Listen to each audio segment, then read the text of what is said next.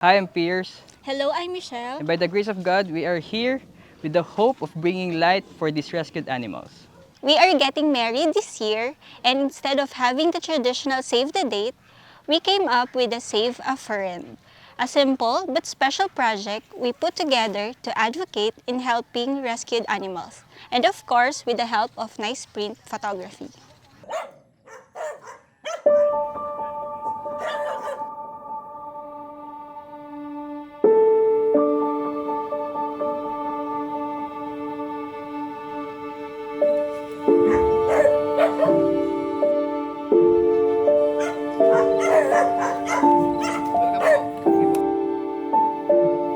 Ako po si Jojo Lastimado.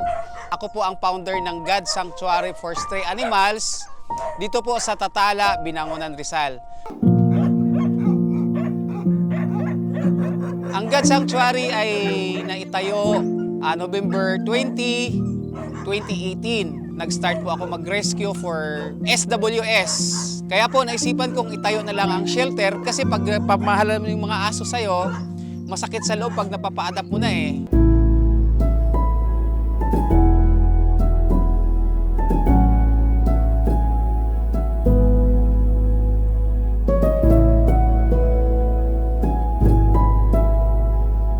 Kasalukuyan po ang ating mga rescue dog ay 362 and 86 na pusa. Ang kinakain po nila ay kanin at ulam.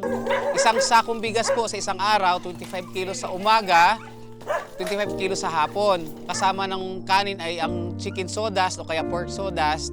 Tapos hinahaluan pa namin ng dog food. Awa ng Diyos, medyo hindi naman sila nag-skip ng meal. Kaya medyo ang aming expenses per day, more or less 5,000 per day po yon.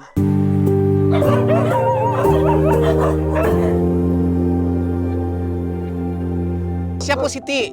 Napakabait kong aso. First rescue dog ko, 3 lang po ang paa niya. Kung mapansin niyo po, bulok na po yung paa niya. Labas na yung buto, inuuod na. Kaya no choice kundi putulin. Siya po ay rescue galing sa Sampaloc, Manila. Tinapon siya sa kalsada. Akala niya babalikan siya ng owner niya. Inabot po siya doon ng 3 days. Ngayon, tingnan niyo naman, sobrang lambing. Kaya tinapon to kasi kalbo. Pero dahil sa ang loyalty niya sa owner niya, hindi siya umalis kung saan siya iniwan. Kiss daw daddy, dali, isa pa.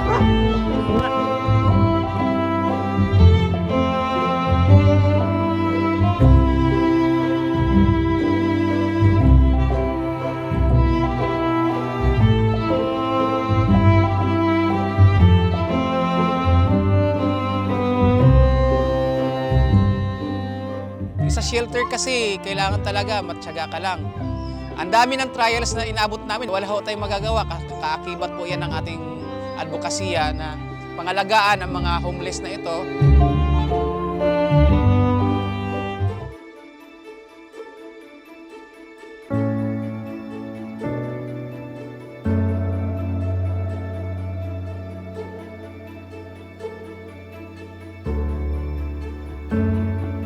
Gamot, sir.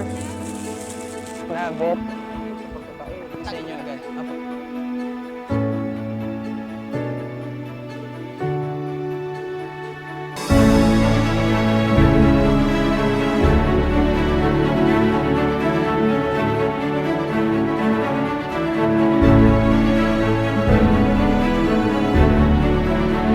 May additional, sir, Ba? itong ano. Opo. Akalain mo. Kulang po yung nabigay namin last Opo. month. Ito po yung Yan po yung goal po namin.